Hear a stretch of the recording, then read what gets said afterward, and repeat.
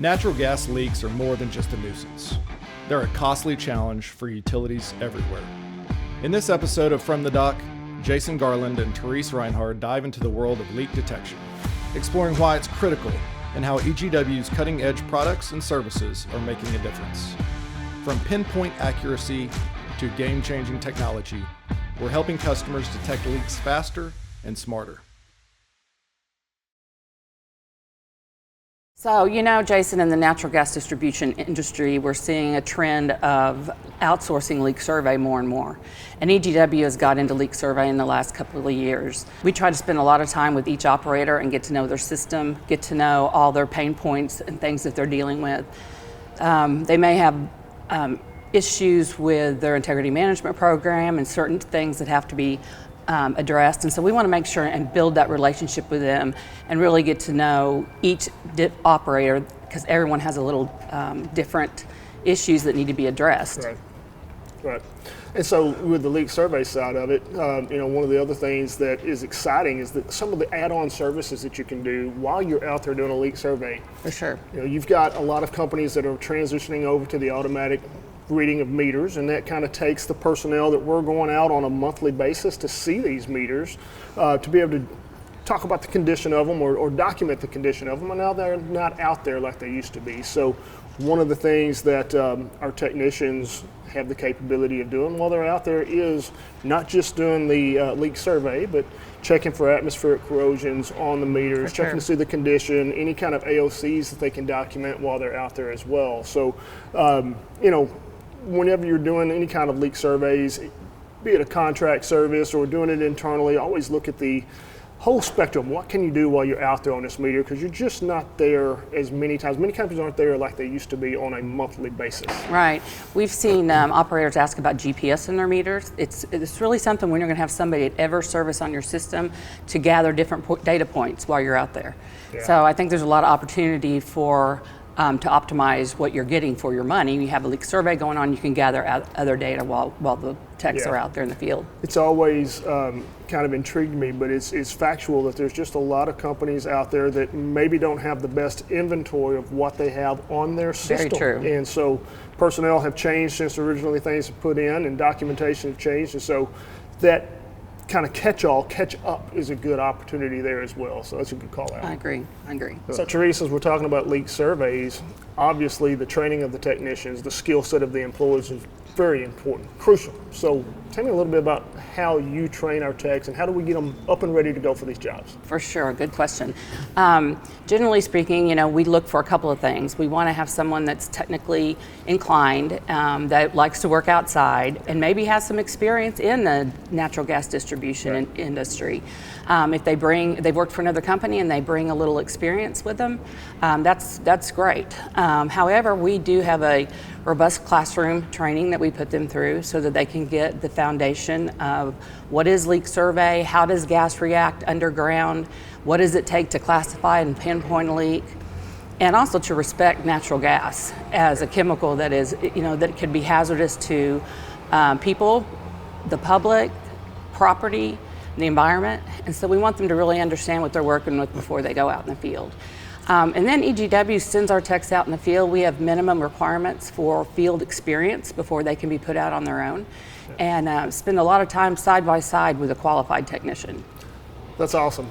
From being around and in the industry for so long, there's a lot of companies out there that seem like they might take a few shortcuts on the training, and maybe kind of sidebar some of that field experience that you're trying to get our techs before we put them on a job on their own. So would it be also kind of fair to say that maybe leak survey isn't for every technician that is out there that we have, and we select the ones that are the best ones for the projects? Absolutely. They have to know what they're doing. And I do think a lot of third-party that you can outsource leak survey doesn't really have that experience level. They're getting less training than was probably adequate. Now, everyone that goes out has to be operator qualified and go through their computer-based training and have their evaluations done.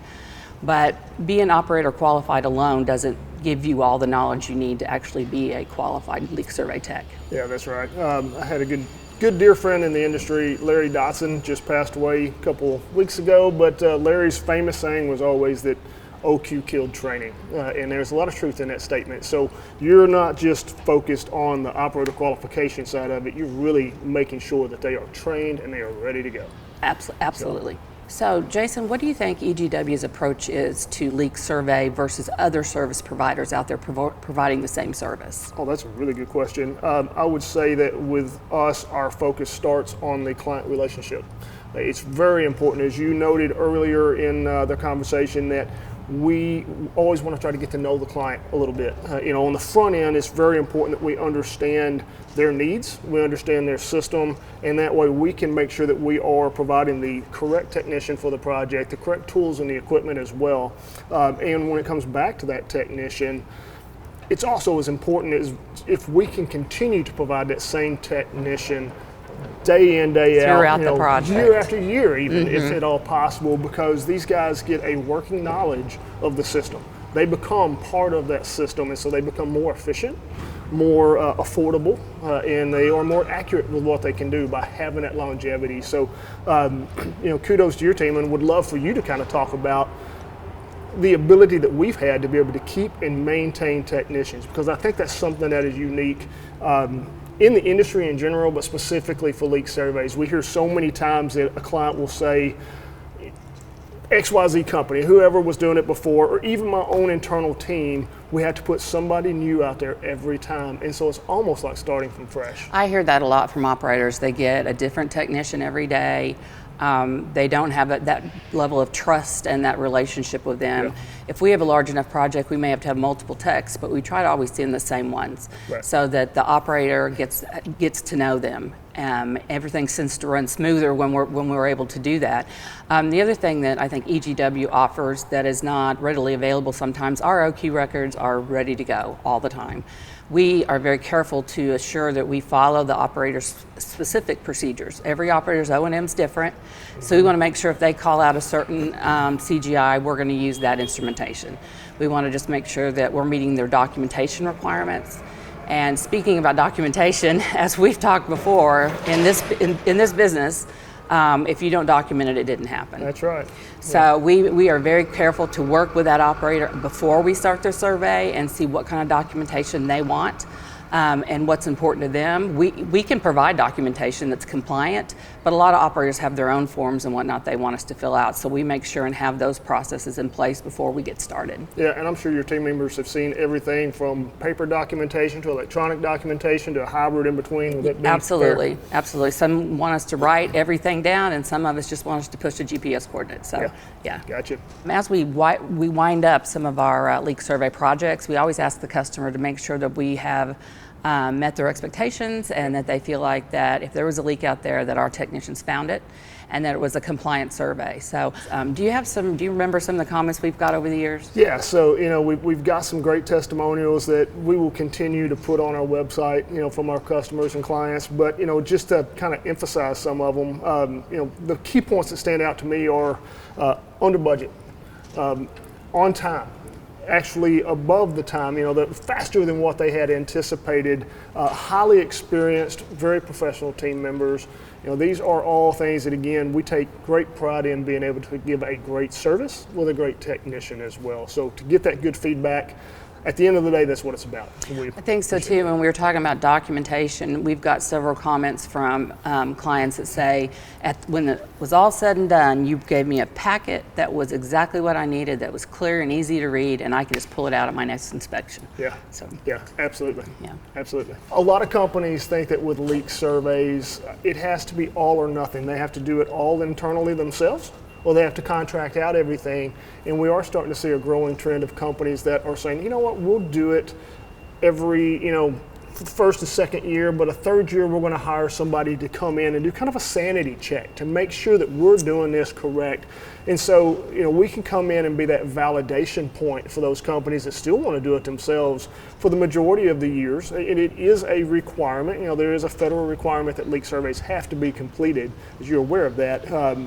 But it doesn't have to be all contract or all not contract. You can bring in a contractor for that, again, that ability to just confirm that what you are doing is correct. It's good to have professionals come in every now and then. Absolutely. I think as the public goes, I think that in general, They need to know if they smell gas, what it smells like, they need to call and report it to their local gas company. Yeah. If they see gas blowing, they need to call and report it. And then if they hear it blowing, just the hissing sound around any gas meter or gas piping, they need to report it as well. And I think another really key takeaway for the public is the 811, call before you dig. We really, the Common Ground Alliance does a great campaign. State associations do a great campaign, but we need to get the word out to every homeowner that if you're gonna dig, even with a shovel, you need to call 811. Yeah, and with public awareness also, anytime you have a contractor or your own internal employees, operators, just like we are, we're looking out for the safety of our employees. And so part of that safety comes from notifying your customers that you're going to have a project or something going on. So if operators can be very proactive in notifying their customer base, you're going to see a contract leak survey company coming by. That's what they're going to be doing in and or around your property, or meter reading or anything along those lines. Awareness to the public that you're going to have a contractor on site or near the premises is very important to their safety. So. You know, one of our major clients, they send out letters as we're going to be working through subdivisions. They'll send out letters to the homeowners stating what our uniform looks like, what our vehicles look like, our logo, and letting them know that we're going to be coming through. Because more and more homeowners don't want someone in their backyard without knowing they're coming. That's great. So we try to notify them in advance and then make sure that no one is caught off guard and they're prepared when we get there. Yeah. So Therese, there's leak classification. Can you tell me a little bit about leak classification and what would happen if our technician identifies a leak in one of these high-risk areas or high-risk categories? For sure. So as an industry standard, we classify leaks based on how much gas there is in the ground, how spread out it is, how close it is to another structure, or where people are, even like a park or something. We have to make sure and determine, is it a hazardous leak or is it out in the middle of a field where no one is and we can come fix it in a month or so? Or is it a class 2 leak that it could become hazardous in the next few months, and so we want to get it on the schedule to get repaired? Or is it a hazardous leak to where it needs to be repaired promptly right then? If that's the case, our technicians don't leave the site. We call the operator promptly. We get the one calls called in while they're getting their backhoe and getting their crews together to come and start digging and finding what's going on. The last thing we want to do is walk away from gas up next to a building, know when they're on their way, and then something happening in the timeline, and then gas gets into that building and there's an ignition source. So that's the fear of why you don't ever want to walk away from a class 1 leak, to monitor that and continue to monitor it until you can get it repaired and remediated. Yeah, absolutely. And that's all part of that training they receive. Absolutely. Therese, I want to just say that, I really appreciate the training efforts and the coordination that you've put together with our team.